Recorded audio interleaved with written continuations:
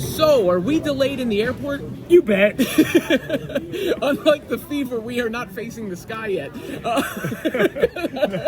That was quick. Yeah. That was good. Quickest in the West. Yes, I do remember this from co-hosting with you. Usually multiple times a show, there would be a line where I would go, my co-host is pretty smart. He's pretty quick. Yeah, except for when I point at you, it's not as effective or it doesn't blow up as much as when Caitlin Clark does. Yeah, I'm not sure that there's a more powerful point than Caitlin Clark's. She may have the most powerful point in all of sports. I'm still getting text messages about that point at Iowa. Let's be honest, it's the pinnacle of your career. It's all downhill from here. It really is. I'm glad that I was able to experience that because I probably have reached the peak. Yeah. So when you are calling those games and obviously getting ready to Fever Sky game, what is the perspective on all of it now? Like, honest question, because you've been there with the WNBA for a long time, you've covered the NBA for a long time, and now you're just like on ground zero for this crazy phenomenon. I think it's honestly like a giddiness and excitement. I was actually driving with Andrea, my wife, who you've met today, and she was like, "You seem like you're just like in a giddy mood," and I was like, "Yeah, I'm just thinking about how pumped I am to call the game tomorrow." Like it's, my job's always fun. No matter what, it's always fun because I love play-by-play. I love basketball. I love baseball, but it's when you get like big stars and incredible atmospheres and just amazing action, it's just exciting, and there feels like there's stakes. And you saw it last year with the Fever Sky games, the stakes feel big, the stars are big. So I think that it almost dials you in even more. I also think when you get certain players, it actually, for me, like most specifically, it hones me into language even more. Like I think about like what are different ways I can describe things Caitlin does. What are different phrases I can use? What are different ways I can use alliteration? And I don't know if I've talked about this before, but like I have this running eye note from Caitlin's second Final Four run of like all these potential phrases that I had come up with that could describe stuff she does. By the way, I think our flight might be delayed again. Oh no, our gate just changed. Okay, gate just changed. I don't think it's delayed. Wait, we're going to tell you right now. Is the gate? Oh, you got the notification and I didn't. All right. Well, this part of the commentary isn't going to be evergreen. I'm hoping it also doesn't show up in the recording. I don't think it does, but the text messages. We'll find out. Yeah. But everyone will know Robin's at gate 73. But no, like you have to. The way I think about it is like there's a value to being prepared to describe something that's going to happen a lot in different ways so that the moments can seem singular, but then you can't be locked into using it. You know what I mean? So like I had different phrases during her run to the Final Four in the national championship game where like I was like, if the moment comes up, I may say this, but I'm not going to feel fixed to it, And so I think she's a unique player, and there's an excitement about that and a challenge creatively for me of like, she's probably going to hit a 28 to 30 foot three tomorrow. Is there a way I can describe it that's different than how I've described it before that'll be sticky to the audience? How do you keep yourself from just making an incomprehensible utterance? Because that's how I describe like what's so exciting about a play. She just makes you go like, oh! You know what? I think there are some times where I do just make that kind of utterance. Like, I think there's certain athletes you cover that make you do that.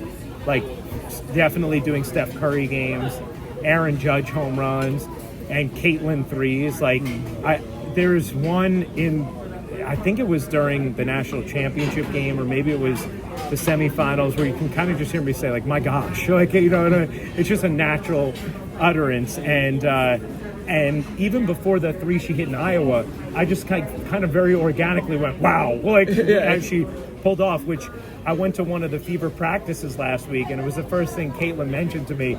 She was like laughing. She was like, the first thing you said is just wow, because I was, obviously I've seen Caitlin take a lot of deep threes, but where she was pulling from, I was like, oh, she said, this is even further. Caitlin from downtown. Yeah, exactly. And exactly. Calling into the radio show.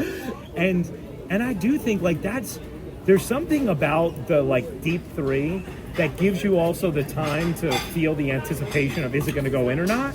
That just makes it fun. It just makes it fun. Now, the Sky, we were talking about this. I think they're going to be a lot better going to that specific game with Vandersloot sort of directing traffic and all that. How do you see the matchup going, Fever Sky? Because to me, the key is, can the Fever keep them off the glass versus can the Sky keep up with them in transition? Yeah, I think this game is a total toss-up. Like, I really believe Chicago is, without a doubt, going to be a playoff team.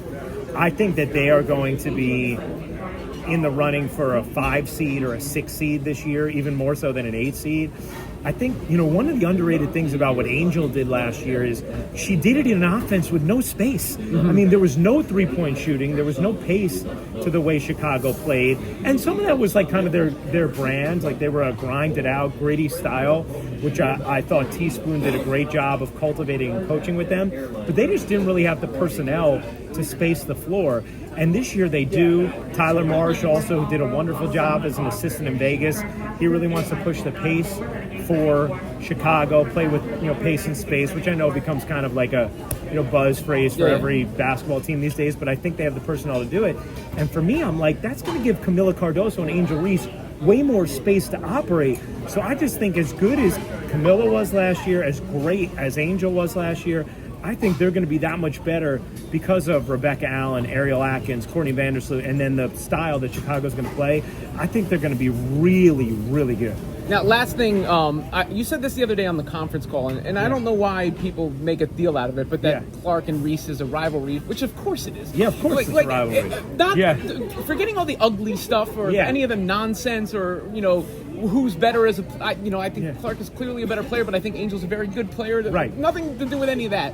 But their history, the extra anticipation with their teams playing, all that sort of stuff. I don't know why that's a weird thing that people get mad when you say it's a rivalry. It's good for the sport. Of course. And first of all, I think everything in today's society is microwave quicker, right? Like, I mean, I don't think people are like, I have this opinion, but I'm going to wait 3 years before I reveal it. Like, that's not the media culture we live in. And I think when you think about most sports rivalries, at the core of them, it's usually 2 stars. And, I mentioned this, I think, on the call, but Peyton Manning and Tom Brady, it wasn't a rivalry because there was this long history about the Colts and the Patriots. It was because it was Brady and Manning. It was 2 great all-time legends, right? And when I think about, if you think about Magic and Bird, it wasn't, obviously Lakers, Celtics have that, but it was also going to be that no matter where they went because it was Magic and Bird, right? And I think that, with this, it's like Angel and Caitlin are obviously massive stars with huge individual followings who have also met in immensely consequential games. It's not normal to meet in a national championship game and then meet in an Elite Eight the next year. When you look at the annals of women's sports, those are going to be 2 of the, tentpole events, not just for women's basketball, but for all of women's sports. So, of course, with all the extracurriculars as well, of course, but also just those games themselves, their individual greatness, that's going to create a rivalry. Then you look at the way the games were played last year between the Sky and the Fever, and it felt like more was on the line than just a regular season game. And the games were incredibly competitive, incredibly tight. So, yes, this is a rivalry game. Yes, the algorithm that the league uses may have spit out like them playing each other 5 times this year. I'm sure there was also some conscious thought that went into that. So, I don't think it's ever too early to say there's a rivalry, and this clearly is one. Yeah, so hopefully we can get on our flight and see this rivalry game. Yeah, I hope so. Otherwise, what are we gonna drive to Indy we've driven to Indy before. We have driven to Indy before. We lost our radio show in Indy. We did. I'll never forget that conversation. After Robin and I did a stunt driving to Indianapolis for the Super Bowl, which we had also driven to Dallas the year before, which got quite treacherous at the end because Dallas had no idea how to deal with snow or ice. We drove to Indy for the Super Bowl the Giants were in, which was also happening right when Linsanity was being hurt. I was back for that. I did the pregame for the Linsanity game. I flew back. You did for the before Saturday, the game, and right? I did that game. Yeah, that's right. Because I hosted Monday morning from Indy, and you were back. And I remember you even saying, like, I feel like we need to do something about Jeremy Lin. And I'm like, no, it's the Super Bowl Monday after they won. You're like, I think this is going to be a big story. Well, newsflash, Robin was right. But yeah, I hope we don't have to drive there. Have we gotten any more? Wait, what's our latest update on our flight, Robin? Let's see what the latest. But hopefully we're on the flight. If not, I think we are driving because we might be out of options. I think we're out of options. There's serious flight issues across the board. Wait, I just got a Delta email. All right. Good? Oh, no. We've been moved to 5 p.m. Oh, no. Oh, this could be a problem because then the weather's going to be bad in Indianapolis. All right. I hope we get there. Let's hope so.